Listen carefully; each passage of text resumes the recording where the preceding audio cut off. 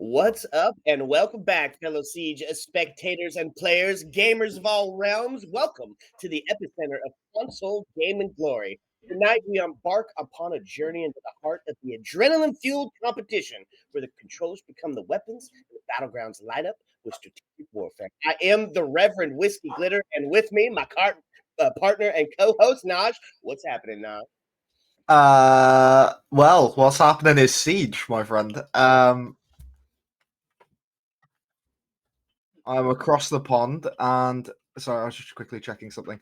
Okay, so today we have a couple of pretty interesting matches. A fun little fact that I was told by our production team is all of these teams originate from Group D. That's right, baby. That's one of those that we've seen them all play before against each other, and that obviously was spanned across the group stage. But something we are going to have to do is speed this up a little bit. We'll go through to the social vote, and we'll take a quick look at that just to see sort of where the standing is for both of these teams. We do have the production vote on stream right now, which is a lot of people voting for LDL, put it that way. Yeah, it seems to put in heavy favor of LDL, but I mean, I guess we've all watched these teams before. Shouldn't be much of a guess on our end of it. Well, yeah, very true. I do think that LDL are going to come out of this with a win, and 78% of the social vote also agrees with me. We'll quickly jump over to the map ban as we don't have a grand amount of time left. What do you think of this? Well, it got a couple of the new maps off pretty early. Nobody, I guess, wanted to see those, but it's Clubhouse. It's a classic map, classic strats. Expect to see that split push, lots of vertical tertiary site play. I like it. I think it's pretty even as far as for a best of one to send a team to see who can come out on top. I'm with it. Definitely so. I've seen some particularly interesting Monty strats, especially when it comes down to the basement. So I'm kind of interested to see if he stays on the cards, and if he does, then how he's going to actually be able to mold the rest of this game. But we are going to be entering into Clubhouse. Looking at the beautiful little map layout right now that we see, there's the bomb chassis, and they have been updated in a couple of these little cinematics to actually be the new bomb chassis, as some of them weren't, and some of them I think still aren't.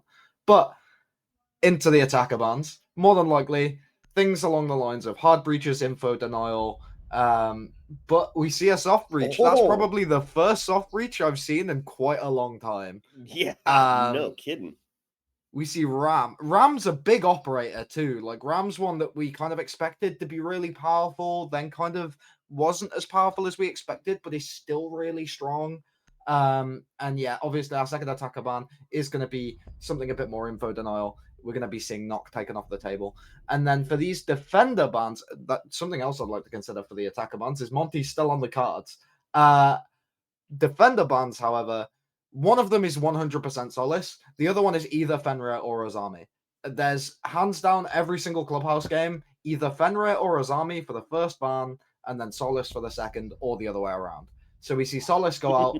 The next one is Azami or Fenrir, specifically for that Rafters hold, because a lot of people hate dealing with Rafters with either Fenrir or Azami, and you have to take one of them off. Yeah, agreed with it. See it all the time. And Azami's become quite huge, holding in that corner area by dirt when you go down to that church and arsenal, which she's going to stay on the board. The architect changing the landscape and the real estate of every map, and this one going to be no different. I can't wait to see the Monty Azami interaction as they get into that garage. Monty Azami in the garage is definitely one of the least fun experiences I've seen, because they just kind of contest each other pretty evenly. But we are going to be going down to this basement, and this is one of those where I've seen the Monty actually do really well. There was a specific Monty and Buck push that I think I saw from Ghost Army in a game I reviewed of theirs. And I think that once they go on to the attack, they're probably going to run that sort of Monty Buck combo, run down to try and get some early picks and see if they can find anything. But on the opposite side, we don't really see much coming out of the attacker repick. We see a Habana on side. They kind of predicted they'd go down here. We see the ace. Mainly probably going to be for that church wall to deal with maybe the mirror, or even to move through dirt. They're probably going to use the first one to open dirt. They've got the Thatcher as just as an assist. Same with the Twitch, and then the IQ just to. Well, IQ is usually used to see where the K claws are, so you know where to throw your impact EMPs, but not going to be on the table this time. So it's just going to be an IQ just for a bit of assistance with finding out the cameras and things like that. Yeah, and also, you see Valkyrie utilized on this side a lot as well. IQ a standard pick for that. But yeah, they didn't go with kind of some of the standards that we're used to seeing, which is fun. Already switching up the strats of Clubhouse just a little bit, making Church Arsenal that primary. They're going to be taking a look. Here's the first minute starts to dwindle down. Got to find where all these freaking defenders are sitting at. And you said it, Twitch to counter that Mira. It's not that Mira setup is not one that I particularly see a lot, at least in the NA side of it, where they go with the split on the walls. But I like it. It seems fairly aggressive. Yeah, the big sort of hole in the church wall bothers me a little bit. Like, Mm-hmm. it's always been a little confusing to me as to why it's the case, but they do play like a lot of aggressive plays coming out of that church wall, and we are going to be baiting out 4 different impacts here, as we see both Malusi and Goyo just going nuts right now. They've managed to deal with 8 ex-Kairos, and there's still another impact in the hands of Malusi right now. Almost got 10, but Oh, wasn't able to find it. And now the kitchen hatch is going to be finalized at some point. But it has dealt with a lot of utility. yeah, no kidding. I mean, really, the battle for that kitchen hat and verticality being so freaking important. I mean, wasted a ton of util, but it's not going to really make a difference because you still have, of course, Ace on the board as well. Take 2 Selma charges to get that off. Oh, this is an interesting wall setup as well. I understand the rotate in the middle. It's going to be the first contest here as Malusi trying to get active and hold on to that Oh no. generator. Oh boy. Boop! Senzo makes his way up aggressively after the Goyo canister gets popped, finds the kill onto the ace, and that's going to put his team in a bit of a man advantage here, as they're going to be trying to go even further forward. IQ going to be sitting around on that drone, potentially going to be an EMP going through, but Senzo back playing aggressively on the Moto door now, manages to get the injury onto the Twitch. The IQ falls as well, and now we just have the player above the hatch. Hibana finds one on those main stairs, and with Thatcher falling, it's going to be a 1 versus 4, and there's 10 HP to spare. I don't think it's looking very good. Yeah, no, it's a mountain to climb up and not an easy one. We've seen it done, but the flash going to be a bit too late as he swings onto the hatch.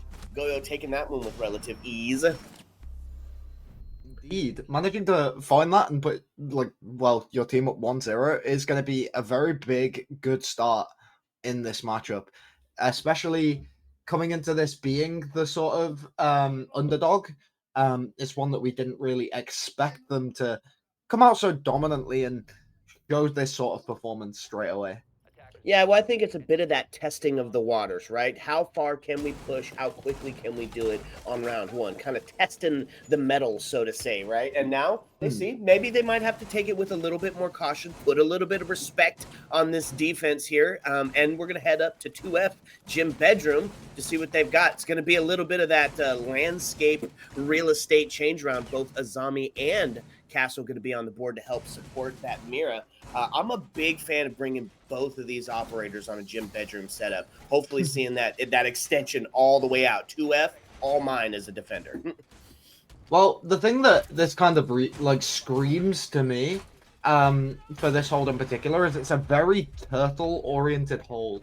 Mm-hmm. They're very much in their shell, playing in their bubble, seeing if they can try and sort of force the opponent to make the move. They do have this hit, and something that a lot of people don't really consider about this is you can throw EMPs very close to keepers without them, not EMPs, impacts very close to keepers without them breaking. So I think possibly that is going to be used by the Azami herself in order to impact hard breach charges, but instead they actually go for an Ash on it anyway with Madarino. Yep, that'll stop that. Okay, so on the defensive side of it, haven't seen but much of a difference after that Frost rework. Still see her utilized quite a bit. Still just about a free kill if you fall into one of those, and still another op that's going to be out here trying to set the pace against this attack team, which is, I think, what the defense is really looking for, right?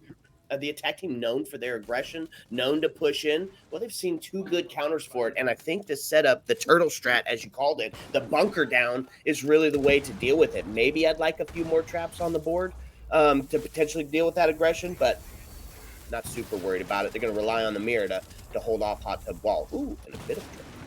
I don't even know what happened there. Me neither. The bandit wasn't close enough to reapply that battery. So I think Mind either bullets? I don't know if the attackers just got cucked by a bug or I don't know what just happened. Anyway, I'll have to rewatch that and look at it later to try and figure out what was going on. But that wall seemed to electrify far too quickly. And I mean, they've got it open now anyway, but they're also down a thermite charge, which is going to be a bit of a shame coming into the rest of this matchup. They tried to nade the rotate from below, aren't able to find anything. Bomb chassis also goes through, but once again, not able to find their man. Ash tries to go for the swing onto the corridor, takes a bit of damage from the electrified wall, and ends up backing out. And Kenzie finds one onto Elias. Minute left. The peek on from Hot Tub. It's going to be the contest between the Bandit and Castle. As they're going to going to go on to Repel. Going to catch one. No, the swing and the miss. As Matt's going to find one on to Tom. That's still body bounce tip to no one. Equalize now. 40 seconds left. Is going to find the dome piece. Oh man. Now to a 3-3. The trade out from Bathroom. It's going to be Sins finding that kill. Now it's a 3v2. 29 seconds left, and it's a low health scenario here for Thermite. They're going to try a bit of the split with with two players left on the board, so they're going to have to take the angle. Oh man, it was just going to be a one bullet dream there, and he wasn't able to live that dream. Holy sheesh. Yeah, kind of scary for that Thermite to be in that position, and with the keeper barricade being placed the way it was very hard for him to actually get a swing out without actually being downed in the first place. Gets a bullet to the shin, goes down. And that's going to be 2-0 for Mafia Squad now. I keep going to call them Ghost Army. For Mafia Squad now, as they, once again, I would like to reiterate, are the underdogs of this matchup. Yeah, but not wholly unexpected on a defense, right, for Clubhouse. I mean, we've seen the first two standards. Here's the question. Here's where the money, here's where you put your money where your mouth is. It's going to be that tertiary site play. Do you take it to CC? No, of course not, right? It's the site that every single person knows how to play. You were just talking about that earlier today. So we're going to see the bar stage setup. Hopefully, probably something similar to like you see with a gym bedroom, an extension up top. But this is where the big boys come to play. Can you hold terse site, or are you just relying on the map standards? Well, I mean, it's as you brought up just there. Clubhouse is the only map in the map pool at the moment that has a site that's that overdone that it's just not worth playing as a defender. So we do see them go down to this bar site, and we do see a Rooney. This is quite interesting, actually. I like this Rooney play, but I think it could be very easily countered by the position on the vents outside that you can reach as an attacker just by sprinting off of the roof. So maybe as much as they can deny entry, they can't really deny the... Oh, it looks like Yana's going to be going for it as well. Yana standing on the vent spot. And, well, there's Mira dead. So... Oh, you called it, man. Psychic. Yeah. Mira, Gonzo. You know how many times I've tried that move? 100. You know how many times I've done it? 0 times. I've fallen out there every single time. Well, I can make it onto the spot. I've just never actually found a kill. In my ranked games at least. So then again, no one plays bar. Some quick movement here with IQ, getting a bunch of that real estate up top. I'm gonna have to go try to push that contest. You got 3 defenders up here still holding that verticality, which I mean, get a good IGL to see that there's only one in sight. That's a quick push and a quick plant. Maybe so. They were quite fast in round number 1 to actually be able to take contention over the top floor. But this time around, coming into a bar defense. They're a bit tentative, they're a bit shy, trying to stay away from a few of these angles. Don't quite know that nobody's standing around in the logistics mirror right now, so they're not actually willing to try and contest against construction. But IQ takes the dive, tries to take the swing onto the door, isn't able to see the man, but it is going to be Maestro hovering around inside the middle of the room, hanging around Mattress on the generator pillar. And, well, IQ takes a swing, finds a kill for herself, and that's going to be very big as a trade comes out from Squiddick on the underside. Yes, mate finds another one, and now we see Senzo and Tom on this second floor, isolated, left all alone, but finding kills either way, and it's come all the way down to a 2v2 here. Whiskey. Yeah, 2v2 outside of a castle. Still got that contest going on for the verticality. Have to win that fight out because not safe on a plant, especially with a Rooney on the board. Just punch a hole in it and find you. You know the pings are going to be close. It's 2v2 now. 29 seconds left on the board, and Castle really just trying to play it from the long angle, just taking shots, and they get themselves inside. It's getting pinged out like crazy. And here we go. Oh. We talked about a Rooney being crazy. There it is. It's the shot and the double. What? Not the What did double? he turn around? Oh. Turn, Just brother, unwilling to take that gunfight. He's going to try and sneak away, but unfortunately spotted out, and it's the weapon switch and the pistol pop for the body drop. Geez, 3 to the defense. I mean, surely there's call-outs there, right? Got to be. Got to be, especially after that first death. It's the drop down. He's on me. He's on me. Well, he just kept creeping. No. Maybe they didn't shoot the radio and it was just still so loud in there. Like, I know if I'm that planter there, I'm screaming stage at my microphone. Like, I know that for a fact, but that's kind of wild. We've gone through a full 3-site rotation here as we're going to be heading back down into the basement. And, I mean, a 3-0 on Clubhouse, a map where a lot of these sites are very well catered towards these attackers, even though they may not be, like, attacker-sided or anything like that. They're very well catered towards these attackers because of how long the map's been around and how many times these sites have been played. Especially in the Pro League, you see a lot of these sort of gimmicky strategies, and there isn't anything that's really considered a gimmick anymore. Something I think we will be a little bit surprised about is some of the attacks that I have seen from Mafia Squad on this map, and I think that when they actually go for that switch over, well, LDL might actually be in for a bit of a treat here. Gonna take that first mirror off the board. Twitch getting active real quick here early into the round. But yeah, do you think that the mental doesn't start to play into this? Maybe we went into it with a little bit of overconfidence, thinking that this is a map we know very well, and then all of a sudden you're getting smacked 3-0. I mean, little mistakes that seem to be going on here and costing them the round. It's not so much that Mafia is winning these, but LDL is losing these matches. Well, the thing about it is, I think when it comes down to LDL as a whole, if they slowing down for LDL just isn't a good idea. They're a very good team when it comes down to their gun skill. They're a very good team utility-wise. They're a very good team at being able to bait out these engagements. And I think that if they're just going to sit around and try and play entirely on their utility, playing around this Twitch is very good. But you see that a lot of their operators have utility that is very versatile. They've got the Hibana, who can open hatches, open walls. They've got this Yana, who basically has infinite drones.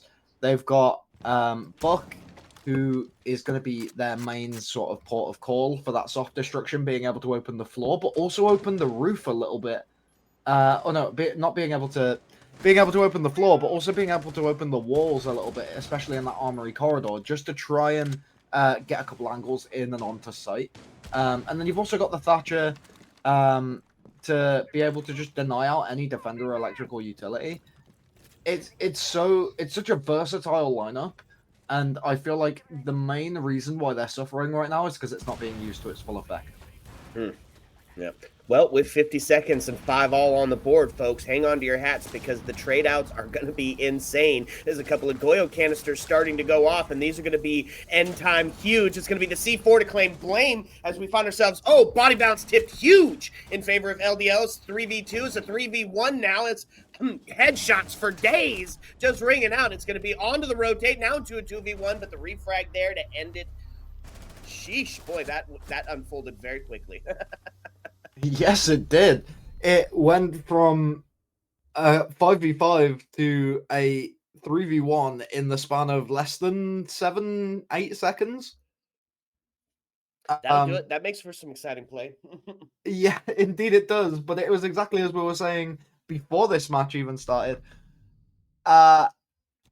Teams that are stuck in the 20-second meta will usually take a full clear, play their utility all the way down until about 20 seconds, and then they'll just bloodbath, drop 3 people on a hatch, and see if they can get some kills. And that is exactly what we saw from the side of LDL there. And if that's the way they have to do it to win, then that's the way they have to do it. But I hate that style of play, and I really don't think it's going to work for them if, I keep going to call them Ghost Army, if Mafia Squad have a single brain cell that is bouncing around in their skull, because they could very easily flush out one of these doors with someone like Senzo bringing along a smoke, or with, in this case, the Mute having that C4 in hand. And if he plays around that sort of long desk sort of church area, he could be able to really cause some problems with that shotgun in hand, with a C4 to be able to throw underneath that hatch after it gets opened, and maybe even if they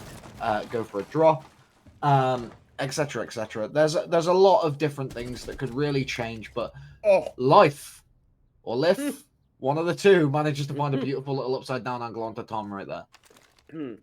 Yeah, huge. That's a big pick. I was gonna say yes, it's a fool me once scenario, right? It can work one time, but if you try to run it back to back, it can get pretty dangerous, especially if you got a team that's able to start adapting mid round. And that's the thing, right? It's a best of one. You get caught off guard well enough, and all of a sudden the match is over.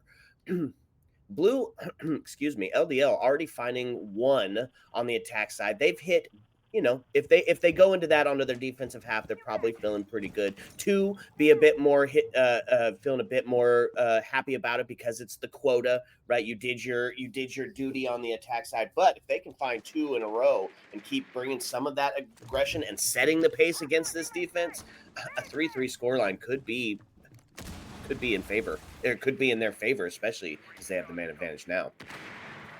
Definitely could be just on the cards in general here, but at the moment we do see a bit of that vertical pressure being opened up by the Thatcher, as he is going to be just placing down those breaching charges, getting a couple angles through and onto the armory site.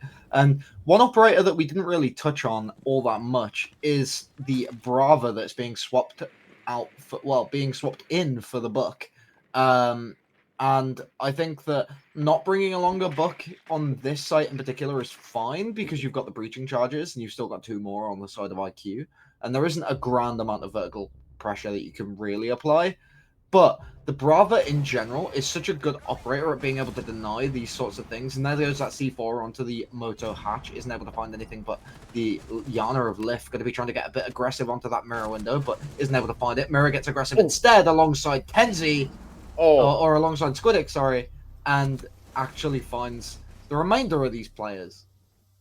Jeez, that's quite a few times now that Goyo is clutching up the round on a 5 HP and a dream scenario. And so now, in a not wholly unexpected defense up by 3, as we find ourselves on the last round of the first half here before the op swap. We'll see if LDL's able to bring a little bit more to the table as far as their attack. We are going to head up to that Jib bedroom, understanding that is probably the next site. You're going to see both of those hard breaches on the board, get a bit of that split push going, which, I mean, honestly, I like. You have to. Clubhouse is really great for that flank scenario. And so doing a bit of a split push, I think that really helps cut off a bunch of that angles. I would love to see a gridlock or some sort of flank protection, flank watch being brought out. which has Yeah. been kind of absent.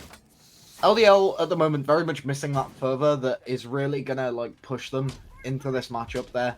They're not looking very confident in a lot of their gunfights. They're not looking. Well, actually, to be fair, I'll take that back entirely. They look way too confident in their gunfights. They're trying to take too many swings, and it's almost like they're not ready for the angles that are being presented to them. Maverick goes to pick up the wrong drone, but that's funny more than anything else. And we move on to looking at these sort of defender setups where they're super duper default, like having this rotate, having maybe that frost mat there as like a sort of the door's a bit of a bait and you kind of just walk into it. You can't really see it from the other door anyway, so it's a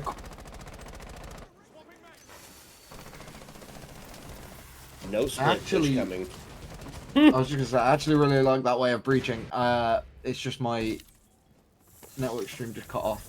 Uh-oh. So now we find ourselves body balance tipped in favor of LDLs. They do take Bandit off the board. And just a bunch of damage going out as both Castle and Azami get reduced to half of their HP. Azami trying to hang on for her life, battling this Osa on the Talon Shield.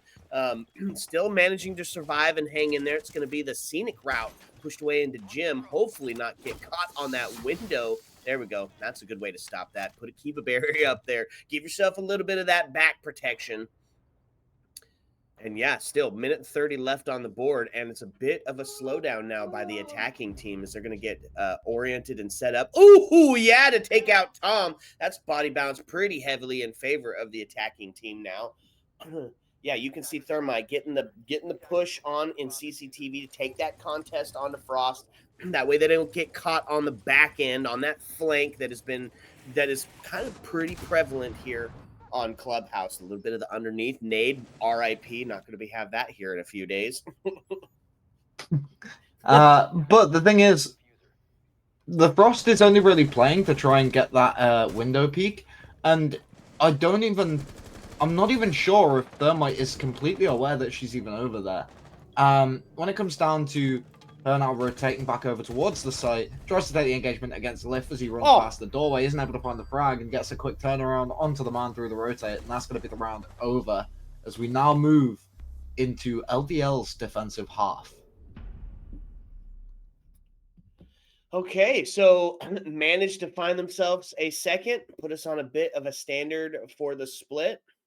You talk about LDL. Is this where they're potentially coming alive? The defense, are they going to be able to set the pace against Mafia here? Well, I mean, it's kind of, go ahead.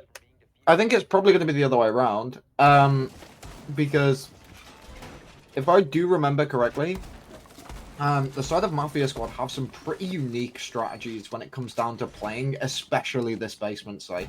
And something you can see is that Monty already being brought that I called out before, and it's going to be the Monty and the Buck, Tom and Squiddick, going through dirt, and they're both going to stand on the dirt door. People are going to try and take swings, and Buck is going to have this awful little angle peeking over the top corner of Monty's shield, and he's going to get kills. And that is exactly how it went in the Ghost Army game, in the Mafia Squad game that I reviewed.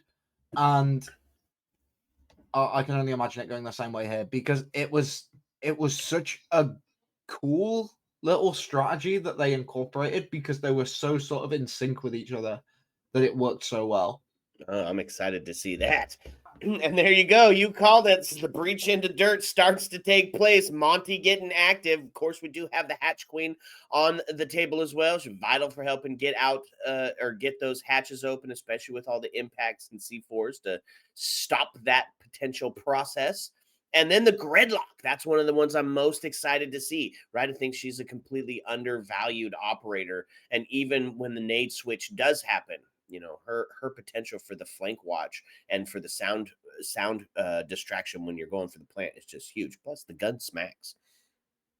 Indeed, it does. One of those operators that is very underrated and also underutilized is now we're going to be seeing cool little keyboard arcades be set up by the Azami, and I mean, Jaeger managing to shoot out one of those X-Kairos, and now we're going to have to go for another one, is quite funny. That is pretty funny. Takes 4, hit it with 3. Got to get one more. Have to shoot them in 2s. Okay, Indeed. so we're 5 all, and then we still got the strong presence on the mirror. There's going to be the first kill on to the IQ. Oh, C4 rings out. Not going to claim anything, however. They do get drowned out on the Azami, and this was the area that I was talking about where the Azami has become so key in holding, right? And able to make them have to crouch in for that dirt push and got a Kiva barrier up top not to be hit from the kitchen area. Sometimes you'll even see her get up into the corner and really start to set that trench warfare. Oh, bunch of damage going out, and Habana off the board as well. So we're sitting in a 5v2. Now is the Vector going to claim Senju's life? Maybe not. It is looking like an LDL round right now, but that could turn around. I've seen worse situations. And now we're going to be seeing, as they do find one for themselves on Squidic, this Monty just going to more than likely have to rotate and try and make his way through onto the main stairs instead to have a little bit more of an impact than what he's having right now.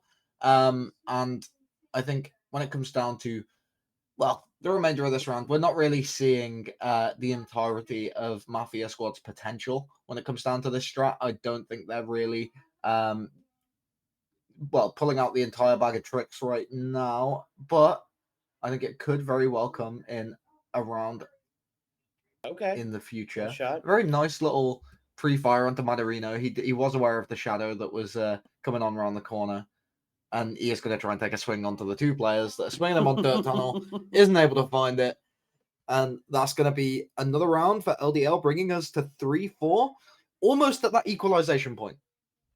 Yep, and that's what Clubhouse is known for, right? This is why we see it in competitive play so often, because it's the great equalizer.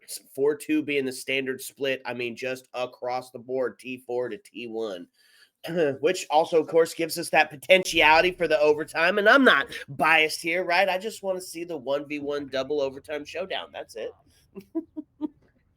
You want to see this whole map come down to a best of 1 round. Yeah, a best of 1 round with 1 player alive on each team. Just an absolute showdown. It's people like you that want to watch the world burn. That's the dang truth, right? Oh. And now we're seeing a relatively similar setup from the side of LDL coming into this defensive side on Bunk Daycare. Why am I thinking of theme park? Hello? Gym bedroom. Sorry. I don't know why a theme park site just like magically appeared in my head. But either way, R.I.P. out of the comp pool. I miss you already, theme park. Love theme park, man. Mm-hmm, But a very aggressive spawn peak. Ooh! Oh from no! This man. I think he's going to be pre-fired from his left, if I'm honest. But no, he decides to back off, and they're going to be leaving it soft with footholes underneath, which I actually quite like. This is an old G2 strategy on this map in particular, where you leave those hard walls soft if you don't think they're going to bring any of that soft destruction. Obviously, they do have the gridlock, so she does have that pocket shotgun to utilize, and they also have that sledge, which is one I just did kind of gloss over for like no reason. But either way, when it comes down to this sort of strategy as a whole, the sledge has to physically be there to open the wall. You've got people like Thermite and the Ace that are going to be trying to open that instead, which is by default their job. But the moment an Ace charge or a Thermite charge gets placed on there, Thermite gets shot, and well, the Ace charge gets shot out. And speaking of out goes Madarino from a nade from below. It is going to be Wanda just hovering around under there, just throwing some nades up. And I think it was probably the gym player that did kind of get a little bullied. But either way, we still have players on the board for both sides. And the fight goes on as they managed to find one onto Squidic too. That's right. Body count equalized, man advantage to nobody, and I love the split breach. It's one of my favorite aggressive defensive setups. It screams out, push me, I dare you. Well, am I going to be taking this first exchange? They did get that mirror window open, so he is vulnerable, holding up into this back area. They got to know he's there. It takes the shot, and he's going to find it onto Tom, and that's going to put body balance now sitting in favor of LDL. As we're going to see Gridlock starting to get active on the highway windows. Thermite is rotating around, and it's going to be Kenzie to find the kill. Now take this into a 3-3. bunch of little tiny pieces starting to get chipped away at both sides of the team. Love the free cam work. Look at this showdown between the two. Yeah, it doesn't Oh, look like they know, and Senju looks like they're waiting for it.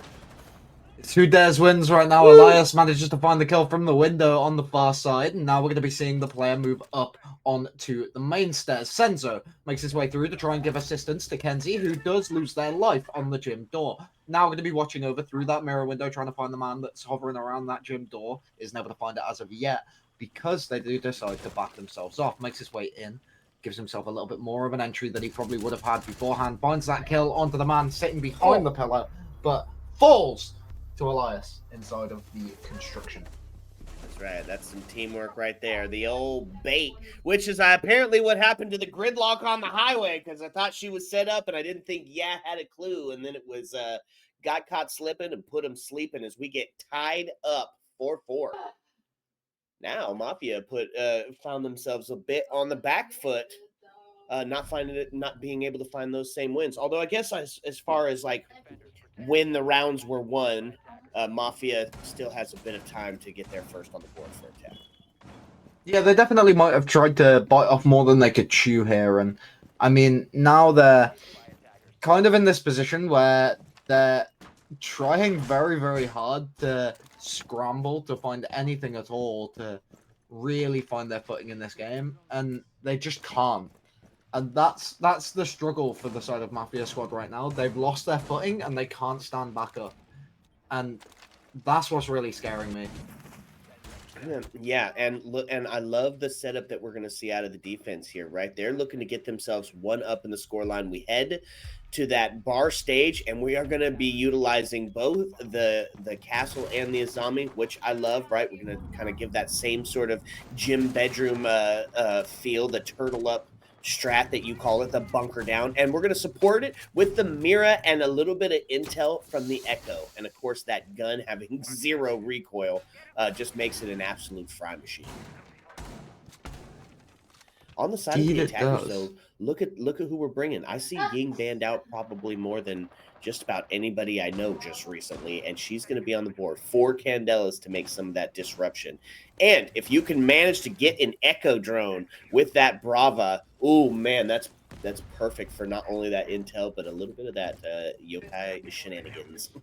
That is a crazy little revelation you've just made, because I'm pretty sure that she is currently our most banned attacker. And it's kind of wild that we've managed to leave her on the cards, because I completely disregarded that until like just now.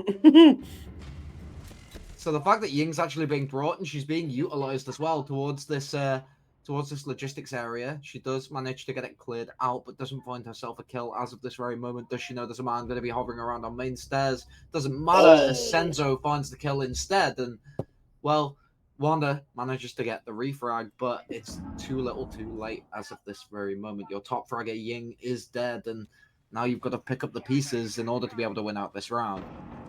Yep, so as they sit 4-4 apiece, Wamai the first to fall on the defensive side. And we're still going to see those flashes ringing out as there are plenty of them on the board. When Wanda still, with 2 grenades in hand, could be pretty devastating from above if they're able to get some soft pinks, because she's got that pocket shotty. She will open it up. And I love seeing Gridlock players use the verticality for both the tracks and the nades with that shotty in hand. I hope we see something like that. 4 apiece, though, with a minute left on the board.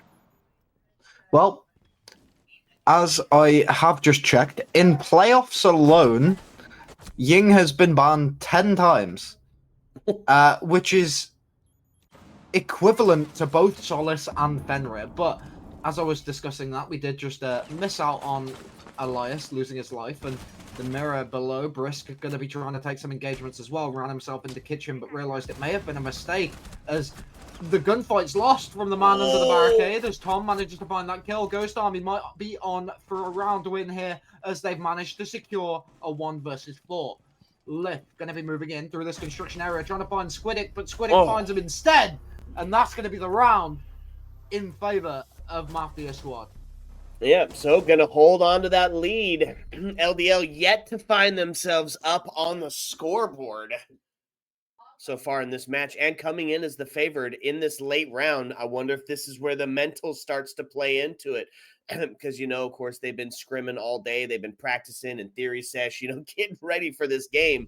And now coming into it with that confidence, right? That every pro player says that you're supposed to swing with and play the game with. Well, is that confidence counting them out? They're now down in the scoreline again with Mafia now on a match point scenario potentially. But I think it's kind of absurd, actually. Now I'm looking at the bans that Fenrir, Solis, and Ying in what? How many games? 1, 2, 3, 4, 5, 6, 7, 8, 9, 10, 11, 12, 13, 14. In 14 games, right? Ying, Solis, and Fenrir have all been banned 10 times. Holy cow, nobody wants to play them. What Solus, Solus is the one I get, right? That's that operator, that gadget being to go across the map and all that intel that gets fed to it makes the runouts huge, makes that flank huge. The gadget suss outs very quick and dealt with it expediently. But the Fenrir, I don't know. I'm okay, whatever. Fenrir isn't so bad. And the Ying, that's just standard. We don't see anybody play Ying anymore. Well, I mean, when it comes down to Ying as a whole, Ying is one of those operators that can very much make or break a push. If played correctly, she can be very good for this sort of utility style of play, which is the fact that she can bring those hard breach charges, or can openers, depending on how you want to call them. But she can also bring along the claymores. She has those 4 candelas in pocket. She has such a good LMG that is so easy to control, so good with a silencer, and you can just walk in and, well, you have so many different playstyles you can play with Ying. You can play around her utility and try and be a bit more of an assistance to your team. You can play ultra hyper aggressive. Brisk manages to find a beautiful little kill onto Wanda, who's going to be hovering around above there, but either way, it's like you have so many different ways you can play Ying, and I think that just as a whole, and obviously also there's the Ying Glaz combo. Something a lot of people don't quite realize is if Glaz is scoped in with his thermal scope, he can't be flashed. Wow. Really? I actually did not know that. That's freaking beautiful. Yeah. And Warden, now the tank, I call it a buff. Oh, Madrino gets taken off the board as that body count gets equalized, now putting us into a 4-4. It's a minute and a half. Man, they're getting active, starting to send themselves down into sight, and that's going to be Blame off the board. As IQ goes down as well. Shotgun going to ring out. It's now into a 2v3, a 1v3, as Mafia looking to put themselves on a match point scenario here. It's all up to the Cade. Takes a fire through, does catch one, but he's flashed. Full white, gonna have to take this gunfight very carefully. Just manages to get out. Oh my god! Of danger, and he finds it. Now he's down into a 1v1 scenario, but the plant is going down. 40 seconds, but he knows, and she is gonna come off that plant because there's so much time. C4 rings out, and it's gonna be the shot from Habana to end it, and Mafia gonna go up and put themselves on a match point scenario.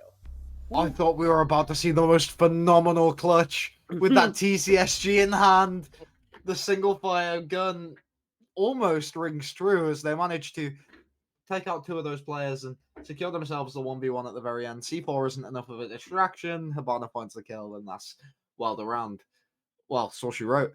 And now we're going to be moving on to potentially the final round of this matchup after the side of LBL were actually able to win 2 rounds in a row at the start of the half. Huge.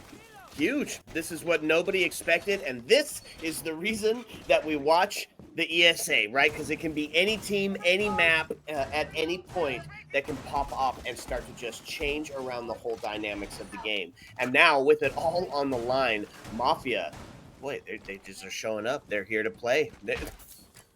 I love it, and it's going to be a little bit of second verse, same in the first, outside of, finally, Matarino going to pull out that Warden.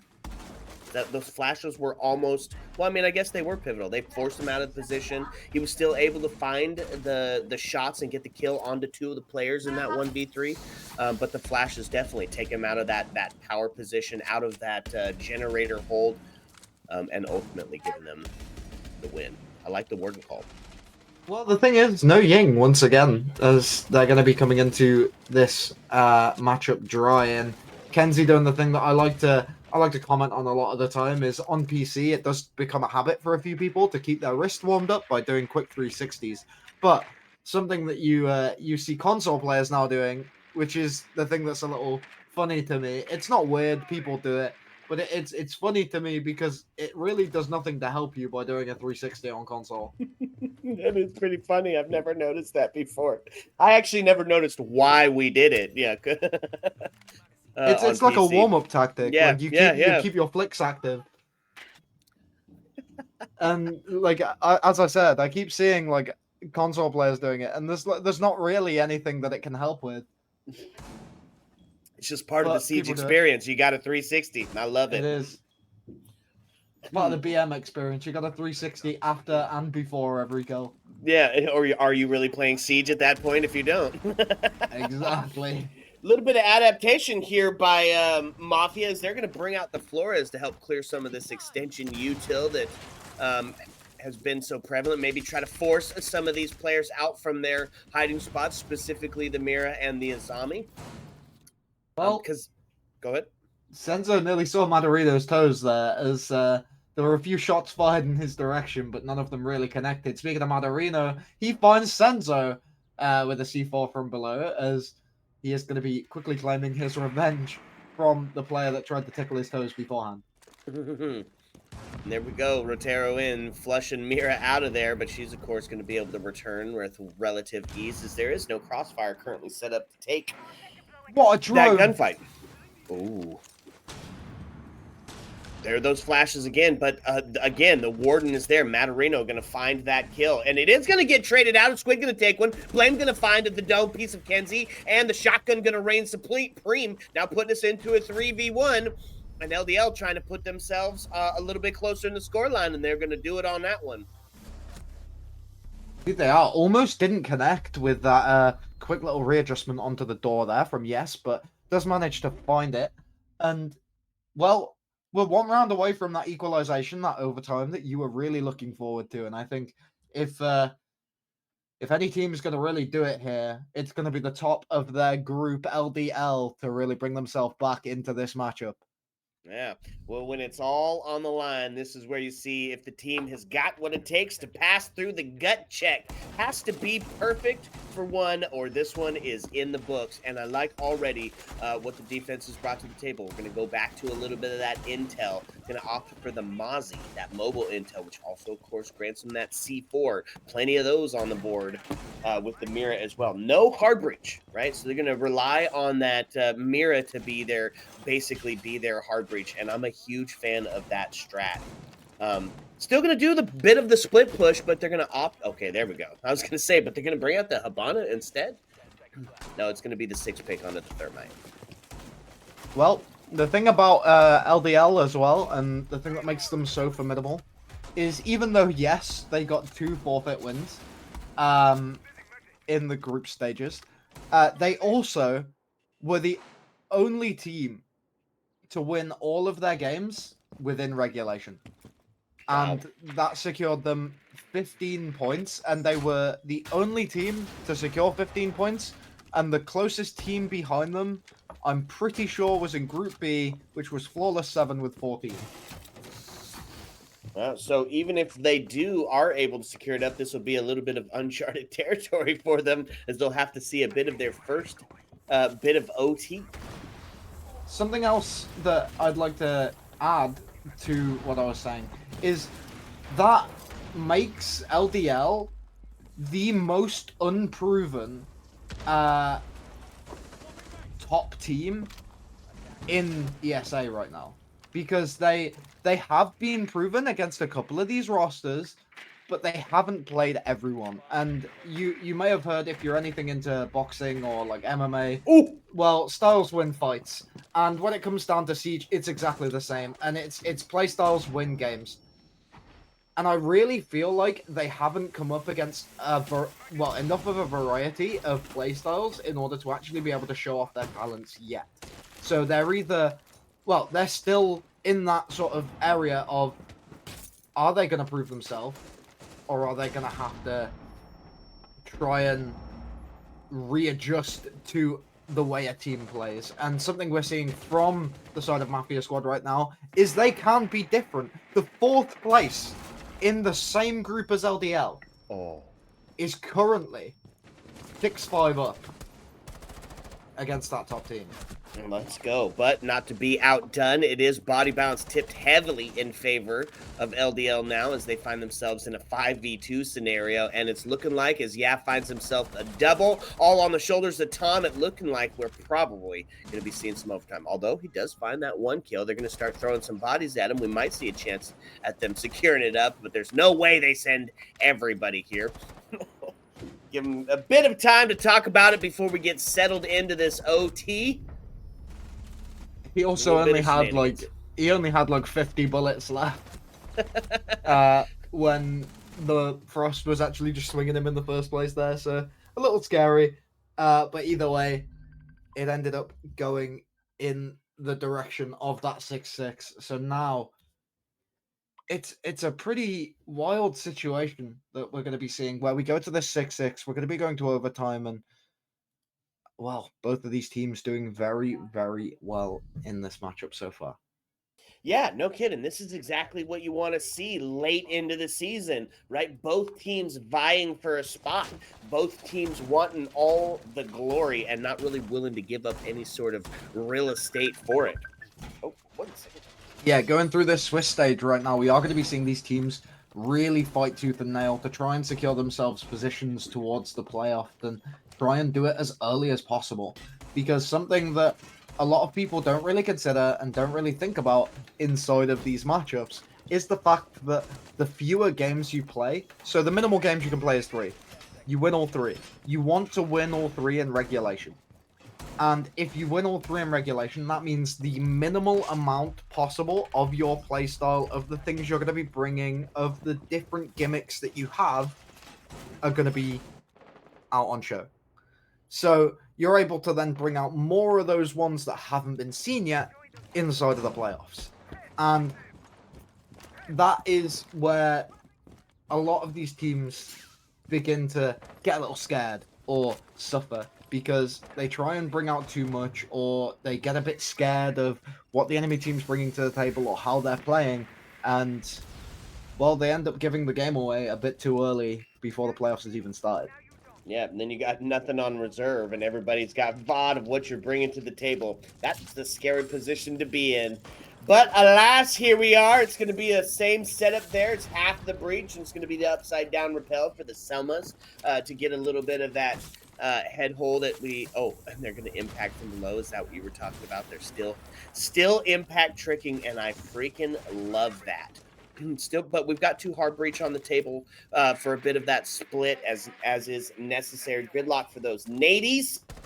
That flank watch, of course, it's what we saw different being brought by Mafia that LDL didn't really bring to the table on their attack side. Mirror going to take a bunch of damage, but able to WASD her way to some safety. Gonna start taking out some from of that. below. Oh, is that what it was? Ooh, Yeah. brutal. I just watched 75% of her health disappear all at once. I'm assuming it was a nade, but there goes another one. Tom using both, managing to find that kill, and it's going to be very, very scary for the attacking side, or for the defending side right now with your mirror off the cards. That's losing a C4, that's losing a Vector, and a gun as strong as that isn't something you exactly want to be missing in a game like this. Yeah, absolutely. And with that, that's the attacking side finding 2 kills, both the Mozzie and Mira, and now the Azami that goes down find themselves into a 4v3 as they are going to take Squiddick off the board. Matarino getting active with that shotgun, but it's going to be too little too late as the attacker's going to clean that up fairly easily and now put us onto a match point scenario yet again. I don't know what was going on with Matarino there, but Matarino was stood inside of that logistics double door, and a player just drops hatch behind him and prones under the desk, and he has no idea up until he turns around and his teammate calls it out and he manages to secure that shotgun frag. But it is going to be 7-6 so far in favor of the side of Mafia Squad. And they do have 1 defensive round, and if they lose, they get to move on to that attacking round. And I think that when it comes down to it as a whole, that means they are in a very good position to actually come out of this match with a win. They play both sides. Whichever side they do feel more confident in, they just put all their eggs in that basket and really give it a crack. But we'll have to see what they decide to do on this defense. Yeah, well, here's that adaptation that you were talking about. It's going to be the Malusi on the board, give them something they haven't quite seen or dealt with yet today in the match. And it's that mid round adaptation that I think you're right potentially is going to give Mafia the edge here. A little bit of aerial denial with the Goyo, still got that shotgun that is the close quarter king currently, especially after that recent rework. It's we're gonna have to see. Oh, and a but here as well. I like the call. It's a little bit more intel on the side of the attackers. We're seeing the twitch, but also the Grim recently reworked. Now that he doesn't have to put himself in danger to use that gadget, we've seen his pick rate skyrocket. And for a church arsenal, where you're trying to get a little bit of fish in a barrel feel in from the top of kitchen and that hallway, I think this is a great pick. Indeed, it is. That was something I was going to bring up. The fact that on the only time we've really seen Grim is on the opposite side. We've seen Mafia Squad bringing along the Grim, but we've only really seen a very default setup. The four operators you see now, and also the what do you call it? The IQ that the opposite side was bringing, and they were very reliant on these sort of what do you call it, these breaching charges to be able to give themselves the angles that were necessary to them. And now, this time around, they're going to be bringing along those hard breaches and opting away from the IQ in favor of that Grim. And Grim, as you said, very good operator nowadays. And you can see he can adjust his fire pattern and really just choose whether he wants to position it on that door or try and bounce it a little further into sight. Oh my lord, and look at all of that intel that's coming out. Now they did lose the hard breach and it's ace off the board, but not really necessarily terrible, right? I mean, we've got a bunch of stuff opened up already. Of course, we don't have the hatch inside of kitchen. Oh no. That's Matarino taking off the board and now starting to look a little dire here for LDL as we are on a match point scenario in overtime. It is going to get traded out. Blaine going to find the kill onto Squiddick, and that's going to even up that man advantage. Wanda going to get taken off the board as well. But still, look at all of that fire and bees, and they still have to deal with the Mira. Indeed, they haven't actually managed to get themselves in and past that mirror yet, as you said. And with the Twitch down and not able to use any of those drones, they are going to be in, well, the trenches trying to deal with this right now. And we do see the Habana trying to directly push it head on down those main stairs. A player ends up losing connection. One of those alive players on the attacking side is going to be a detriment to them as they try and get the flashbang round onto the corridor, the church corridor now. Lamai just taking those swings, trying to see if he can find the kill onto the Habana, but isn't able to find it, and the player gets flashed out. Now the plant going down on that Thatcher is going to be almost secured, manages to secure that, and the kill onto the Habana is going to be a bit of a problem for the side of LDL, but the kills go the side of Mafia Squad as of mice and men, once foretold, you kill the stupid one, and then defuse the diffuser. Oh, unfortunate for LDL as Mafia just wanted it a little bit more today. You know, the clear underdogs, a very David versus Goliath scenario. Well, that stone took aim and knocked the giant down. And I bet that does some fun stuff for the standings. I mean, definitely so. When it comes down to the standings, I don't know how quick they're actually going to be updated. Sometimes they're updated immediately. Oh my god, they're updated. All right. Ah. Uh, all right. So we are able to see what is going on with the standings. We do see that Mafia Squad have moved their way up further across the board, and LDL are going to be moving down into, well, the 1-1 sort of area. Mafia Squad, the only, well, one of three teams now, sorry, that have managed to secure themselves 2 wins consecutively. Okay. Let's go. A bit of a heroic story there as they mount their quest to rise towards the top and taking down that Titan. Well, I think that's a good step in that direction. One more today, eh? Right? We got one more match going on today. Indeed, we do. Our next match of the day recently had a team name change, which is Votum versus Zach Gaming. I don't quite remember what Votum were actually known as beforehand. Oh, EOS. Votum were known as EOS beforehand. And yeah, they're going to be in with a name change, seeing if they can secure a victory against ZG in the next match. That's right. So as we get this game lobby set up, we take a quick break, sit back, relax, fill your drinks to the tippy top. Because when we come back, it's the stunning conclusion to this ESA play day. Ayo.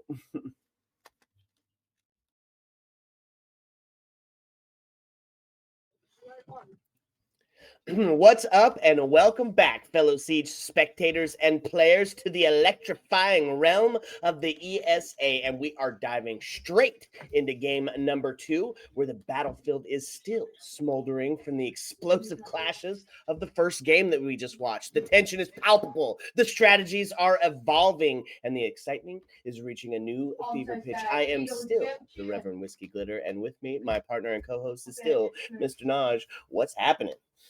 Well, I'll tell you what's happening. We're going to be watching Votum, who have, as we said, once again, originated from that Group D, versus Zach, who also have originated from that Group D.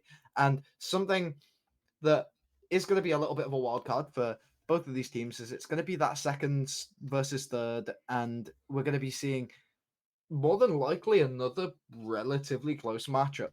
We are aware that we do have a quick little social vote that has been done by our lovely viewers and also players at home. We do have 67% in favor of Votum. And, well, people did vote them. And now we're going to be going straight over to the map bands. We'll have a quick look at what we're going to be playing. It's going to be Border. I'm excited for it. It's my absolute favorite map, right? It's you got some of your standards that you see, the east push, the west push, a bunch of verticality, and every single thing is soft breach, right? I mean, we could just the amount of headshots, wall bangs, run outs is just gonna be. I mean, let's get a counter going because I imagine it's gonna be fierce.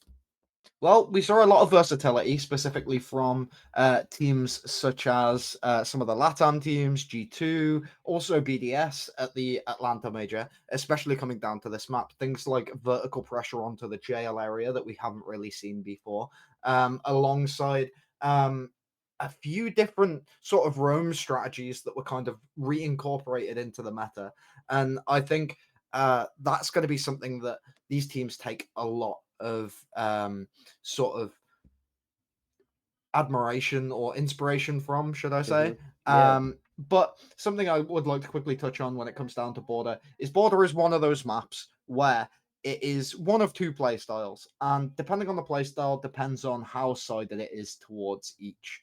And the first play style is very sort of slow, methodical, patient sort of gameplay, and that is where the defenders become a little favored.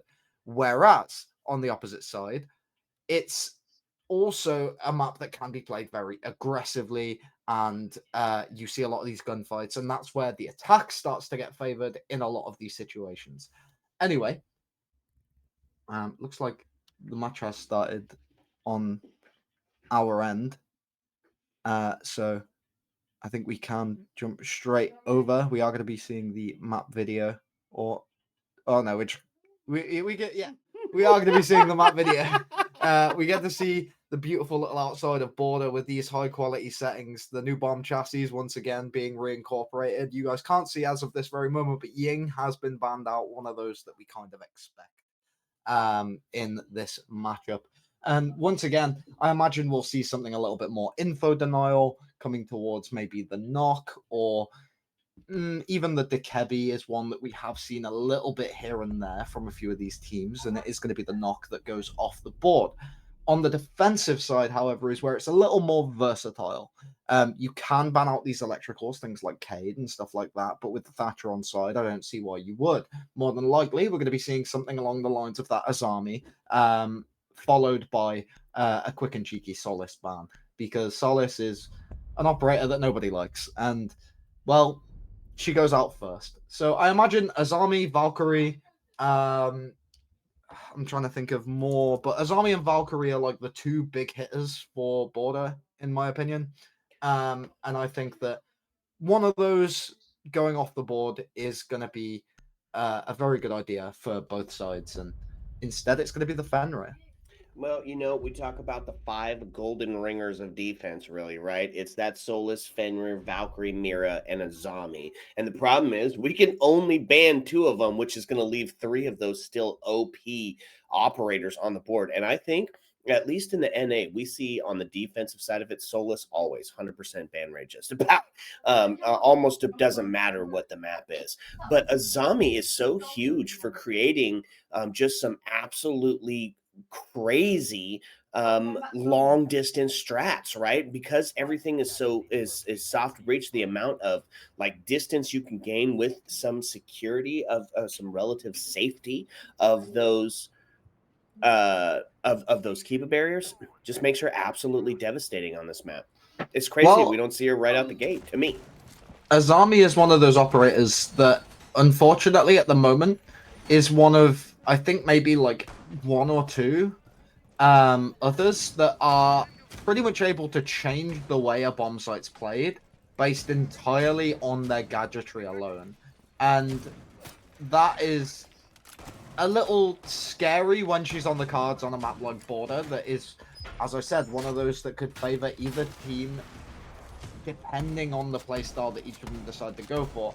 And with that aggressive playstyle that I was talking about before, in order for the defenders to actually really find some favorability, they do have to play into it. And we'll have to see what the attackers decide to do and whether the defenders do decide to play into that aggression. But we are going to be seeing the entire attacking side, apart from maybe one or two coming from the eastern side of the map.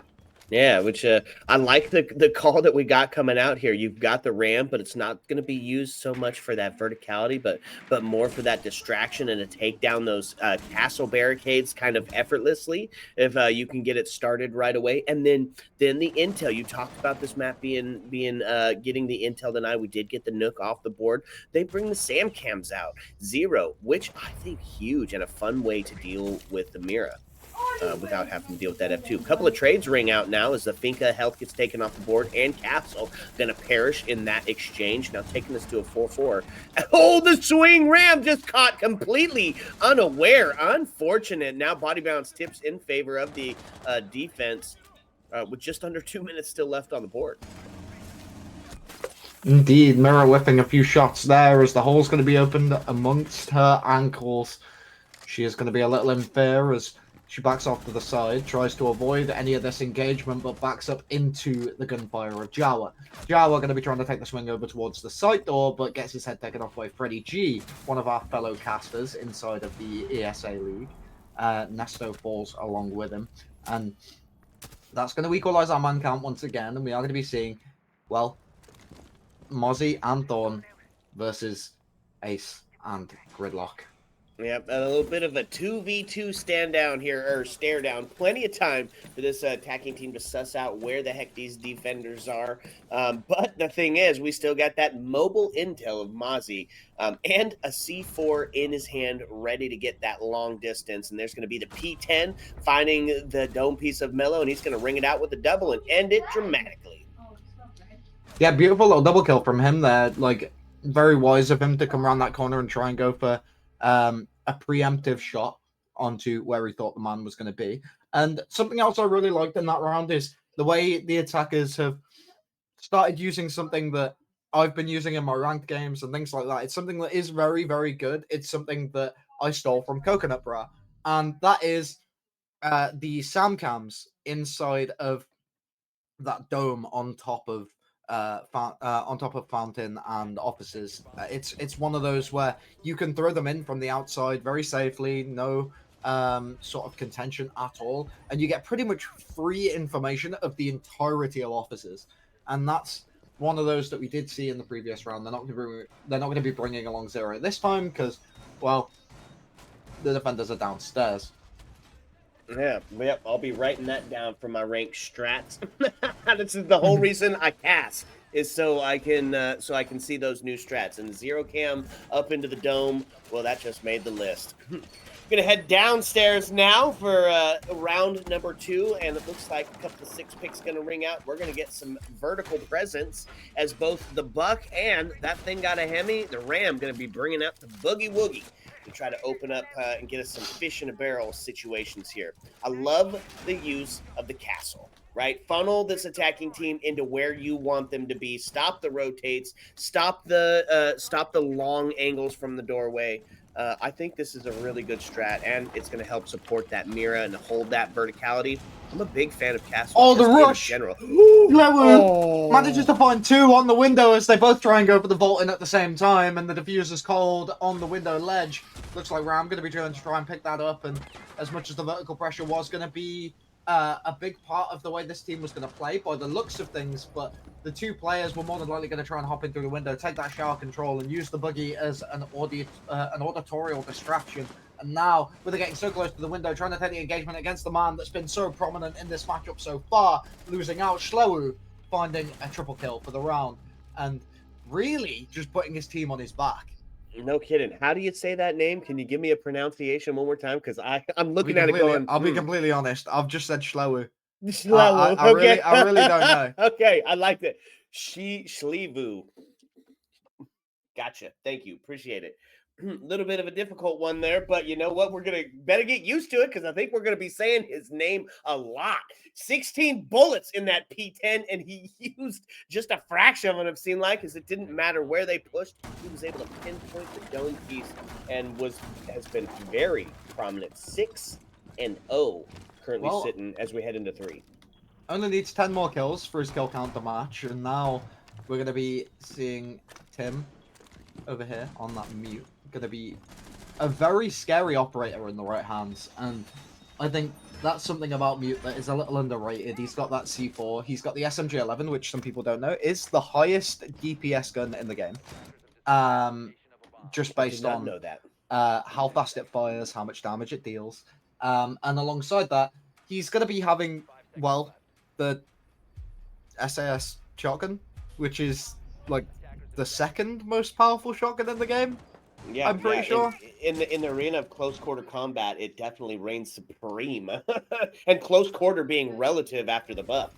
Well, I tested being a support main and also an analyst, someone who's quite analytical in the first place. I tested every single one of the non-slug shotguns, including the Bailiff, to see sort of what ranges they were proficient at, and well, there was only like 2 that I found that couldn't one-shot at 15-meter range, and there was 3 that I found that could consistently do it. And the 3 that I found were the French GIGN shotgun, the SQ whatever, the smoke mute shotgun, the SAS one, and also the Supernova. They're the 3 shotguns that can consistently one-shot at a 15-meter range against a 3 armor target. But we are going to be seeing a bit of a scuffle go on between these 2 teams. 2 kills found on the attacking side, and Shlivu going to be playing very aggressively as Risk finds 1 more. Takes a swing around the corner, but Shlivu there to meet it as the nade sings over but goes through the fountain door in order to give a bit of safety and security to Shlivu himself. 7-0 this man is right now as he decides to rotate over towards this far side window and keep himself ready for that run out potential. Yeah, no kidding. 3v2 now as body bounce is sitting in favor of the attacking team quite heavily, and it's all resting on the shoulders of aforementioned Shlivu. As he's going to be taking the swing, going to find Gridlock with a couple. Oh, on the accidental. The aiming at Gridlock takes the back one out, now puts him into a 2v1. Gridlock gonna nope her way right on out of there and live to fight another day. So they're gonna regroup, get back together, and try to approach the execute. And as I say it, there it is going down. It takes it to 75, and they're gonna go ahead and stick it. A little bit of intel as he does probably get sussed out on that drone. It's there's gonna be the shots fired through the rotate, and now Mozzie finds himself in a bit of a pickle, a bit of a tough spot to try to push in and get both of these kills. Although this one looks quite free. Oh, unfortunately, does get the triple. Got a quad piece it now to end up winning this round out, and a little bit of damage going to go from those tracks. Get mopped up quite easily from around the corner as Gridlock going to say goodnight. Well, indeed, Gridlock does say goodnight, but that brings Sliru to, what, 9-1? Which is still a 9 KD. That's kind of absurd, especially when you're looking at a round 3. That's 3 kills per round. And now we go into round number 4. This man's cost is insane right now. Yeah. So what you're saying here, win conditions, kill Shlivu, win round. Is that what we're looking at here? Well, we have 4 kills across the rest of his team in total, and 9 kills on him alone. And then on the opposite side, we have 4, 7, 8 kills in total for the entire team, and 9 kills on him alone. And it's looking like one of those situations where you've got a player that's having a particularly good day, and if you're not there to really deny it, it's going to be a very similar situation to people in T1 saying it's the Shaiko show. Yeah. It's very much the Shliwu show. I'm here for it. Let's see some exciting border play. Gotta get active and suss out this mobile intel maniac of Shlivu. I think there's a bit of discussion going on amongst the defenders, because that's like 3 rounds now where they've brought along the castle and they've had like at least somebody on the roster ping a castle barricade and just question it.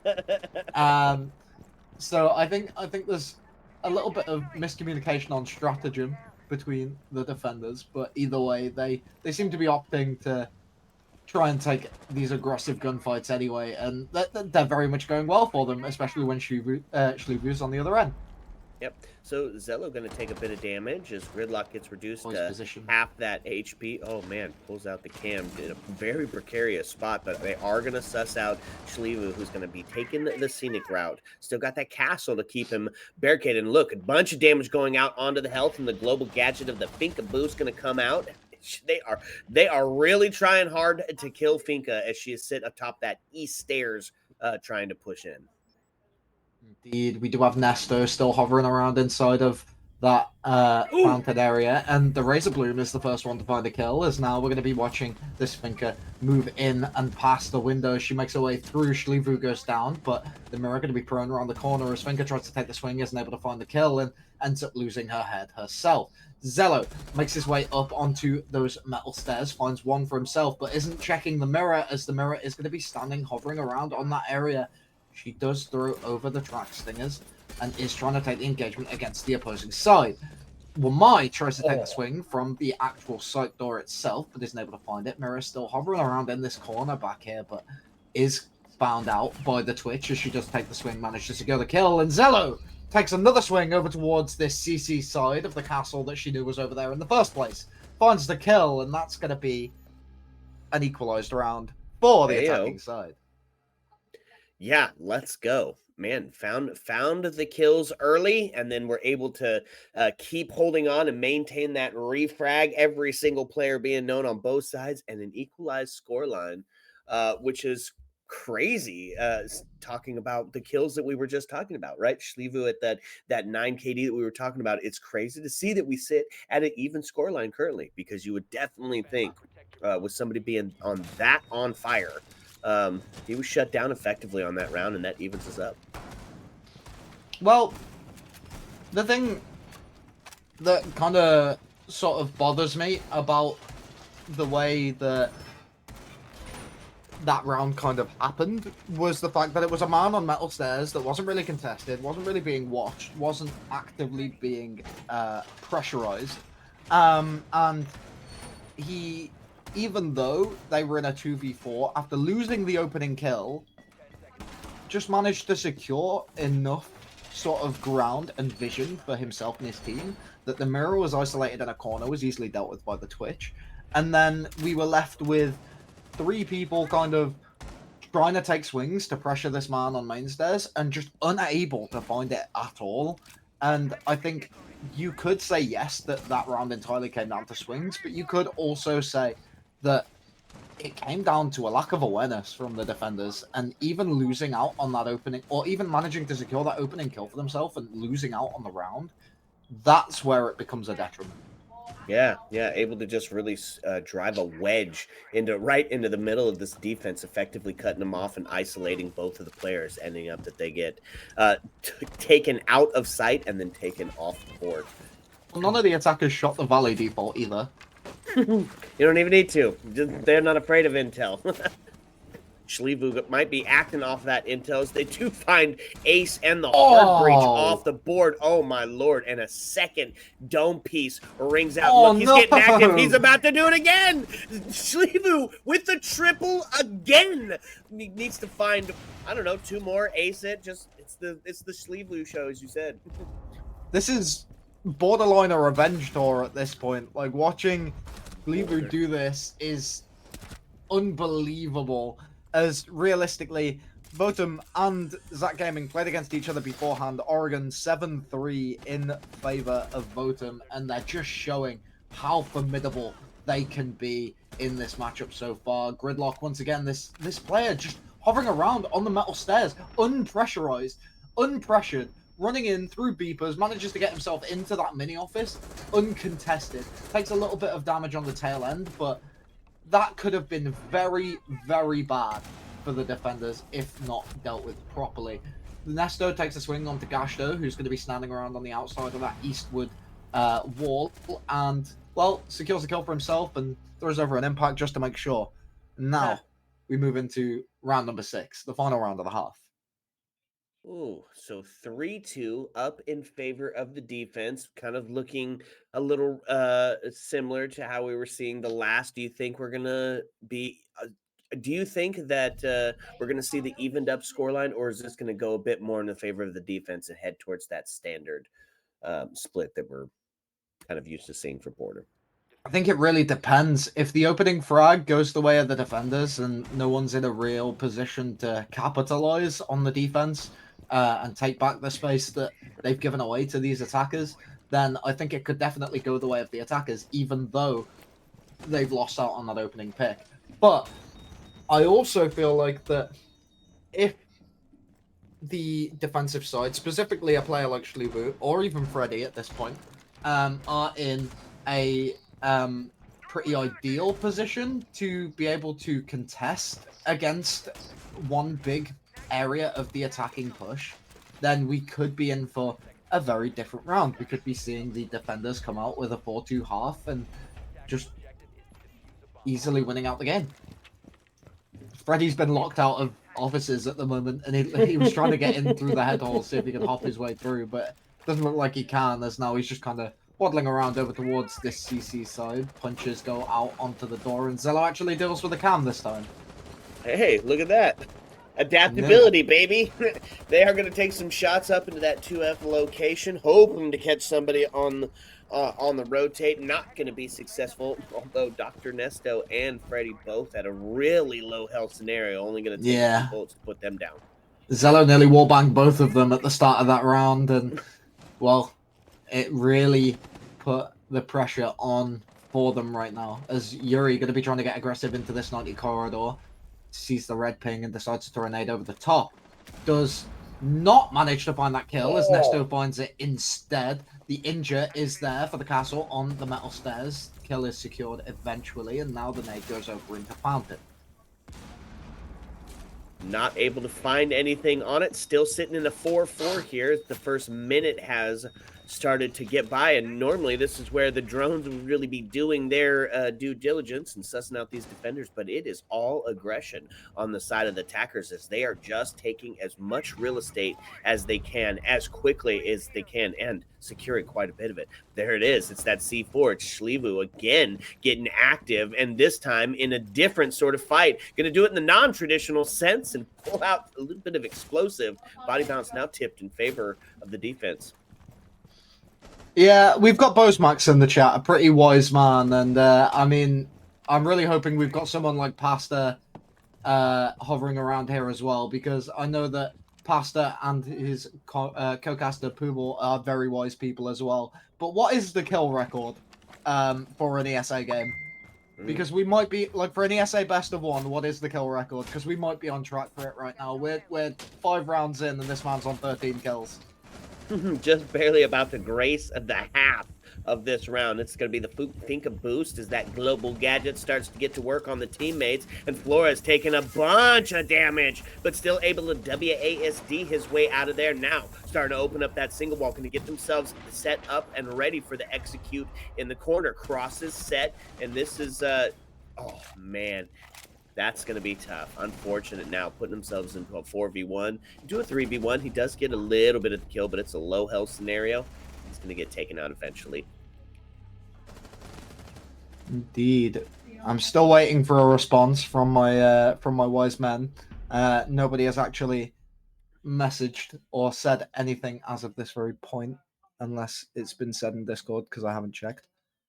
But no, it doesn't look like it has. Either way, we are going to be seeing the half changeover, 13-3 for Schlivu at the end of that half. And, well, Freddy managing to get himself up there on the board as well, as he managed to get himself all the way up to, what, 6 kills? Yeah. Yep, 6-2. 6-2. We got Schlivu on the 13-4. The man to look out, the guy to stop, and going to put themselves onto the Twitch, which I got to tell you is that's a pretty formidable idea. Oh, so, of course, now every time I talk about an attacker, it's always onto the 6th pick. So we'll talk about the defense first. Here's where we were talking about, I said Azami so huge for setting up and redesigning the landscape and the real estate. Well, here's where we're going to start to see that come into play. And it looks like with the extension into security, yeah, she's going to be all over the place. Is they're going to try to hold that same area that potentially Gridlock was pushing up in the last match and not let that wedge get driven into their defense, separating the two locations.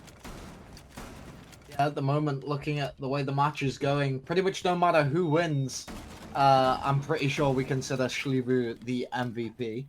But, well, as I said, 13 kills on this man so far, potentially going to be even more by the end of this round. But the Monty, the first person to fall, which is what you, well, don't want. Yeah. As now the Azami at the top of the metal stairs is going to be just trying to set herself up a bit of fortification, as there is a man down towards that vent side. Yeah, there goes that shield play that you're going for. Will mine to fall next as Dr. Nesto finds that kill, but you still do have the talent shields, right? And it's in the hands of Freddy, who's sitting at 6-2. So we still got a potential to contest that metal stairs should we get the opportunity. But it's the buddy system, and it's in place as Frost is close to help deal with that combat as well. Looking to get active here in security. Risk. No push is coming. Oh, not going to find him as he's just moving. A bit of a cha-cha and getting back into the safety of his ADSs. And that's going to be the kill as Tim takes down Geshito. And that's, oh my lord, it's falling apart for this defense. And it fell apart as I was finishing saying that. Yeah, beautiful round from a couple of those a bit less, a bit lesser shown members of the attack there, like people that didn't really find their chance to shine in the defensive half, managing to actually secure a few for themselves. Tiro, unfortunately, though, was the opening death for his team. And I mean, it really goes to show for both sides now that they're both able to translate a loss of that opening kill into a round for themselves. Yeah, it's looking a little bit tough as the attackers find themselves up by 3 now and one away from that match point scenario. And man, it's going too quick. I don't want it to be over this soon. It's time to see the defense step up. And I think they've got a good setup to do it, right? They've got the both of the projectile denies on the board because we of course saw we're seeing those flashes and those grenades be very prevalent and active. Mute to stop that intel. I can see Frost still trying to potentially hold down security windows or potentially that top of the staircase or into that rotate. I mean, it's a good setup. I might try to put a little bit more into that trap, into that you know that they're going to be aggressive coming in, right? They're one away from match point. They've got a few rounds to potentially throw. So I almost expect something cheeky, something quick. What Yeah, do I you think on the defensive side right now, there just isn't anywhere near enough of a roam presence. There's too much turtling inside of this sort of CC area that we see from the Azami and also I think Wamai right now. And then also you've just kind of got the rest of the players in and around site. No one really Yep. underneath to try and deny this vertical nade pressure that's going to be coming in through jail onto the Jaeger that's over on that side. And there's nobody over on the eastern waiting side either. And there's the nade pressure. Freddy finds it, gets the kill onto the Jaeger behind the table, and now in goes the Monty. And once you've ingrained yourself, you've managed to find that opening pick, you've ingrained yourself inside of CC, and, well, your presence is now, yes, known, but also completely injected almost onto the site at this point. Yeah, yep. And then it's just going to be starting to get that push in. Is Monty Oh, going to beautiful keep going? shot. Oh, whoo-hoo! Is Monty going to try to keep bringing that pressure, but the Azami barricade going to force him to extend his shot? No way does he find that on the prone. Holy cow. And then all of a sudden, Gridlock goes down as well. And the defense starting to come alive here as they find themselves up in the man advantage with 1:25 still left on the board. Now, ooh, geez, huge kills. Tim takes down, geez, who was that? Who did they take? Oh, the Mute off the board, now taking us into a 2-2 situation. Jawa are going to be falling in that engagement right there as now we see Tim and Tara going to be moving their way through the side, but Yuri with a beautiful wall bang. Now it's going to be the Monty. The Monty finds two, and that's going to be the round. No way! Monty Mains rejoice as the pistol pops and the body drops. Huge round for the attackers as they now find themselves off the back of a huge Monty play on a match point scenario. Wow. That's unbelievable. I don't think I've ever seen so many back and forth upsets in one round. We had the man get naded from below. They lost another kill. Then in the 3v5, they managed to secure 2 kills or 3 kills for themselves. Then lose the Mute because he wasn't ready for the man that jumped in the window. Then we move on to the later portion of the round where you've got a 2 versus 2 at this point. The Nomad goes for the peek onto the armory wall, isn't able to find anything over on that side, moves over towards offices alongside the Monty, gets wall banged, and then Monty finds 2 in order to secure the round win for his team. That is insane. That was an absolutely brilliant round of Siege, and you couldn't have said it any better. I mean, it was just back and forth. He's up, he's down, he's up, he's down. I was on the edge of my seat the entire time, and then to finish it off the back with some pistol popping, body dropping Monty plays, man, it just doesn't get much better than that. But now the defense has to be perfect for 4 in a row to have the hope, to have a chance at seeing overtime, which is what they're praying for now. Well, it's crazy that the first man down in the round beforehand was the man to have the most impact in the in the round we just saw, and now we're going to be moving into a downstairs focused site where we're going to be seeing potentially a bit more of a upstairs presence from these defenders, a bit more of a roam presence to be ongoing, and I mean, a big reason why a lot of teams will kind of turtle on those upstairs sites is because of the pressure that can be applied with the rush, but the Oryx trying to get aggressive on that eastern wall isn't able to find his man onto the Monty and instead gets gunned down by that hip fire, and Schlubu finds another Jawa going to be trying to get aggressive on this top floor to see if he can find anything for himself, and does opt to throw that C4 at the Monty. Doesn't deal very much damage, but almost manages to find himself gridlock before she finds him in the return. A flawless round to end off the match for the side of Votham. And so it's just over. That's it. That's all Yeah. we get. And just like that, it's done. Okay. Well, damn. That was just Exactly. that was just a master class of Siege. The attacking team said that you know what, we're going to show you how to play border. Welcome to my TED talk, and then proceeded to just show us the most traditional, in the most traditional sense of the word, a master class of how to play both attacking and defensive on border. I can't believe it's over.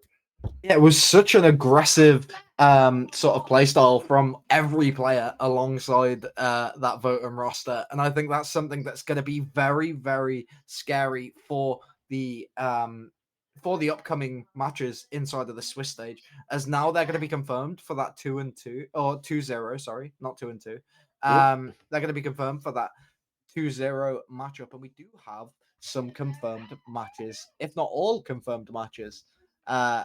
For the next week. Do you want to run us through? Oh, pull up my little screen here. I seem to have lost my connection. 1 second. Oh, it's okay. I'll Go start us ahead. off. We do Yep. have Votem versus Mafia Squad inside of that top area. So we're going to be seeing Schlivu face off against the team that just beat LDL. So once again, from the same group. Then we're going to be seeing E-Wave versus MDF alongside in the mid tables, that 1-on-1 area. We're going to be seeing LDL versus Windows Key, a matchup that has been sort of rumored to be quite a good one in the upcome to, well, the Swiss stage. And now we're going to be seeing it come into fruition. And, well, one of these teams goes down into potential regulation, and the other one moves forward into that 2-1 area of potential safety. And yeah, moving down for other people that are going to be in that bracket as well. We do have Flawless 7 versus Zach Gaming, Minions versus a team without a logo that I can't seem to remember. Sevens, thank you. And then we have Wii Sports versus AGM. And then the logos are so small on this. It's so difficult to read. We also have Tracker Clan versus, I can't quite see what that logo is. I was going to the stream to figure it out. Yeah, Aspire. And then we have the team that changed their name that begins with Cos and MVG. Cosma, my production is the GOAT right now. I hope you know that. Yeah, so matches. The most interesting ones to me are going to be that Tracker Clan versus Aspire alongside Cosmo versus MVG, for the simple reason that these are teams that it's do or die. They're going to be best of 3 matches, and you lose that best of 3, you're I say relegated. You're eliminated. And if you win, you have to play 2 more best of 3s minimum in order to actually qualify. Yeah, So yeah, I'm gonna agree with you on probably which ones are gonna bring the most excitement to it, right? It's like looking at the NCAA versus the NFL. It's when you're in the lower bracket, you have got to grind every single step, and I think that always makes for some very exciting gameplay. well, that's the problem with being so close to relegation in a Swiss stage as well, is, as I said, you don't really want a lot of your stuff to be sort of out there on show for people. And once you reach this relegation bracket, you're kind of boned because you have to play best of 3s, meaning minimum you're playing 2 maps in every game. And if you've already played the 2 that you've lost, excuse me, you've already played the 2 that you've lost.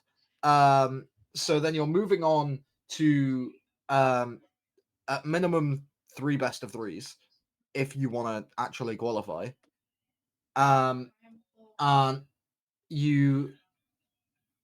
means you get to play 6 more maps minimum. And because you've already played 2, that's 8 maps that are on show. And if you have a variation in your map pool, like a big wide map pool that it does come into show on that, then there's a lot of teams that are going to be prepared for you coming into the finals. So you have the toughest time moving all the way through this. But then again, all 4 of those teams could be relegated or eliminated in 2 of their matches. So we could be just seeing people further up the table currently take it all the way to the playoffs. Hey, well, I'm just here for the excitement, right? We want to see the best. There's no bias on the end of the talent here. We just want to see the best, and it was coming down to it, and it was some really great games today. But as the virtual dust settles on this exciting and exhilarating series in the ESA, we bid farewell to an unforgettable spectacle of skill and strategy. The echoes of intense firefights and genius plays, they're going to linger around for a little bit. There was a couple of really fun ones that we saw in there that kind of challenged some of the norms of the game sites that we watch. Big thank you to the ESA for hosting this match and putting all this together. Huge shout out to production, who just absolutely crushes it. The information, the attention to detail, the beautiful communication, and of course that free cam ballet. And of course, Anaj, it's always just an absolute pleasure, my guy, to be sitting beside you doing some casting. Check mark. Day's going pretty good, I'd say. Yeah, definitely so. Well, I'd like to do my quick shout outs as well. Shout out to production for just carrying me through that final segment, because I'll be honest, I'm quite sick and my brain doesn't work, so I just forgot a lot of the teams' names. And then also like the logos being small just like didn't really help because my eyes don't work. As you can tell by my trusty dusty goggles. I'd like to give a quick shout out to the rejects, who are my little group of people, a bunch of different people alongside different paths that are all kind of converging in the same direction. And then finally, I'd like to give a shout out to Whiskey and also myself. If you want to see more of us, you can find me at twitch.tv/Naj, and you can find Whiskey where? That's same Twitch or Twitter at Whiskey Glitter. I am the one. Come join us for that variety hour. Should be a good time. Well, that's going to be all from us. That's all the games today. And well, we're going to be seeing you once again on Monday, I presume. Yeah, we're going to be seeing you once again on Monday. More than likely, I will potentially be here, depending on what the schedule looks like. I haven't seen if it's been uploaded yet, but either way, you will most likely see me there.